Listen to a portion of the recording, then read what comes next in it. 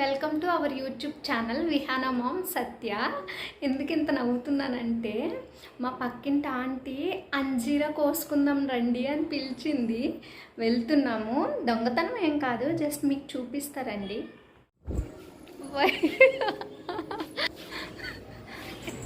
వైపర్తో తెంపుతాం అన్నమాట. కిధర్ జానా బతా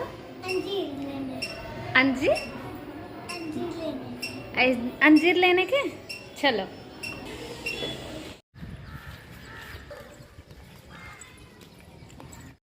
అక్కడ కనిపిస్తుంది కదా చెట్టు, అంజీరా చెట్టు అన్నమాట. చూసారు కదా, ఇక్కడ నుంచి కనిపిస్తున్నాయి రెడ్ రెడ్గా బెలిబిలే అందంగా. చెట్టుకి అసలు ఆకులకి పుయ్యలేదన్నమాట, కొమ్మలకి చెట్టుకే పూసేసాయి అవన్నీ. నేనైతే చాలాసార్లు చూసాను కానీ ఈ అంజీరా అని అస్సలు తెలీదు. ఈమె నా దగ్గరకు వచ్చి అంజీరా ఫ్రూటా కాదా అని అడిగితే యూట్యూబ్లో సెర్చ్ చేసి ఇవి అంజీరానే అని చెప్తే అయితే పద వెళ్దాం ఒకసారి అని చెప్పి వీడియో తీసుకోవడానికి అయితే వచ్చాను. కానీ నేను కూడా ప్రాపర్గా అంజీరా ఫ్రూట్ అయితే రెడీ చేసేసాను. కింద చూసారా ఎన్ని పడిపోయాయో, వర్షానికి పాడైపోయాయి. సో ఇవి ఎంత కాస్ట్లీ పెట్టి కొంటాము. ఇంకా ఇక్కడైతే ఫుల్గా చెట్టు మొత్తం ఇంకా మొత్తం వర్షానికి పడిపోయి కుళ్ళిపోయాయి అనమాట.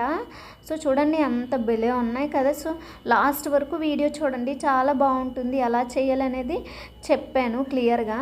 సో ఇక్కడ చున్నీ అయితే పరుచుకున్నాము. పైనుంచి వైపర్తో అందిన దగ్గర ఆంటీ అయితే వాటిని కొడుతున్నారు. సో అవన్నీ రాల్పేస్తారనమాట. ఇక్కడ మాకు అందిన కాడికన్నీ. మేము కొంచెం హైట్ తక్కువ కదా, మాకు అసలు ఎక్కువ అందలేదు. సో అందిన కాడికైతే తీసేసాము. ఇలా మీరు అంజీరా ఎప్పుడైనా చూసారా? అండ్ అవి ఎలా సాఫ్ట్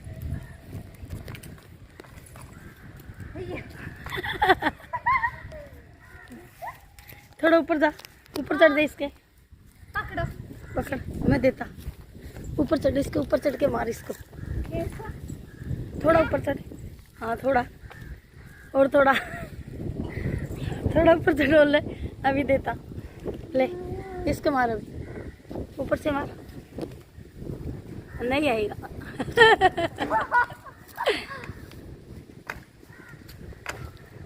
ऐसे नहीं आएगा. बड़ा वाला वाइपर नहीं है ये तो. నేను ట్రై చేశాను కానీ నాకు అస్సలు అందలేదు. ఆమె కొంచెం స్ట్రాంగ్గా డెడికేషన్ మీద తెంపుతున్నారనమాట. మట్టి ఇసిరారు, ఆ పైనే ఉండిపోయిందనమాట. సరే తర్వాత ఇంకొంచెం ట్రై చేశారు అలాగా విసరడం. అయితే చాలా పళ్ళు అయితే రాలిపోయాయి.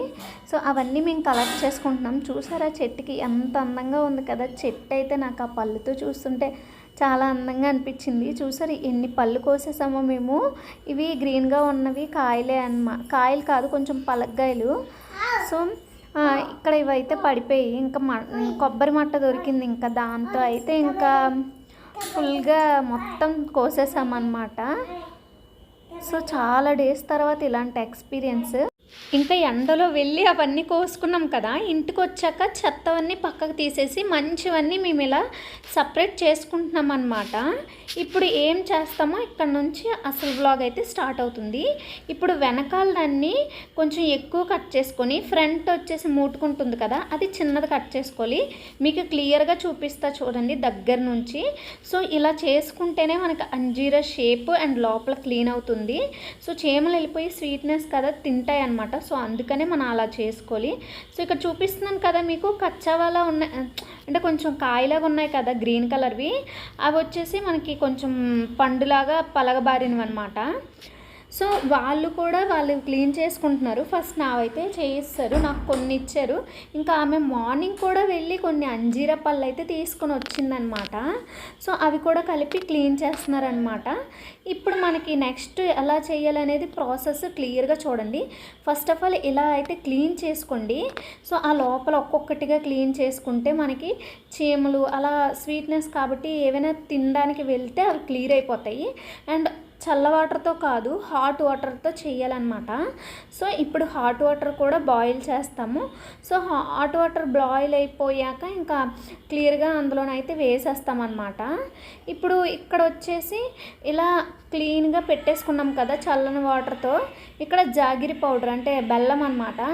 బెల్లం 1 కేజీ తీసుకుంది ఆమెకి, 1 కేజీ ఫ్రూట్స్కి. సో ఇప్పుడు ఇందులో వాటర్ అయితే వేసుకుంది. సో ఇక్కడ బెల్లాన్ని అయితే కొంచెం వాటర్ వేసేసి మరిగిస్తుంది అనమాట. అదంతా కరిగిపోయినాక వీటి మీద ఇంకా చెప్పాను కదా హాట్ వాటర్ అనే క్లీన్ చేసుకుంటుందని. సో హాట్ వాటర్ వేసేసి క్లీన్ చేసుకుంటుంది ఇంకోసారి. సో ఇప్పుడైతే అవి క్లీన్ అయిపోయాయి. అండ్ స్వీట్నెస్ కోసం ఇవి డైరెక్ట్గా తింటే పెద్ద స్వీట్నెస్ ఉండవు, చప్పగానే ఉంటాయి. సో ఇందులో వచ్చి జాగిరి పౌడర్ వేసుకుంటే స్వీట్ అనేది యాడ్ అవుతుందన్నమాట. ఇంకా జాగిరి పౌడర్ మొత్తం వాటికి పట్టేసి అవి బాగా బాయిల్ అయ్యాయి అన్నప్పుడు ఇలా చూడండి కనిపిస్తుంది కదా. సో అలా అయిపోయినప్పుడు గ్యాస్ ఆఫ్ చేసేసండి. బెల్లం అంతా ఇంకా అవసరం లేదు, అందుకని మీరు కొంచెం వేసుకోండి అనమాట. వాటర్ అయినా బెల్లమైనా సరిపోతుంది. స్వీట్నెస్ వచ్చేసి చెక్ చేసుకోండి. ఇంకా ఇక్కడైతే మాకు అయిపోయింది, బాయిల్ అయిపోయి కొన్ని అయితే విరిగిపోయాయి అనమాట. అవి తీసేసి ఇంకా మిగతావి ఇలా కిందన గాలి రావాలి, పైనుంచి కూడా గాలి రావాలి. ఇది మెయిన్ అనమాట. సో కింద నుంచి పైనుంచి గాలి రావాలి కాబట్టి మేము వచ్చేసి ఇలా పట్టి మంచం తీసుకొని అందులో ఒక్కొక్కటిగా ఆరబెట్టుకుంటున్నాము. ఇలా వచ్చేసి 2 days ఆరబెట్టాలన్నమాట. మొత్తం 2 days ఆరిపోయాక ఎండలో కూడా పెట్టుకోవాలి. ఎండ మాకు అసలు రాలేదు, వర్షాలు ఎక్కువ కేరళలో. సో మేము లోపల అయితే పెట్టుకుంటున్నాము. ఇలా మంచం మీద చున్ని వేసుకొని నీట్గా పెట్టుకుంటున్నాం అనమాట. ఇలా పెట్టాక 2 days తర్వాత ఏం చేయాలి, ఎలా ఎండాయి అనేది మీకు చూపిస్తా. సో ఎంత చక్కగా పేర్చుకున్నాను నా ఇటు సైడ్, ఆవిడవి అటు సైడ్ అనమాట.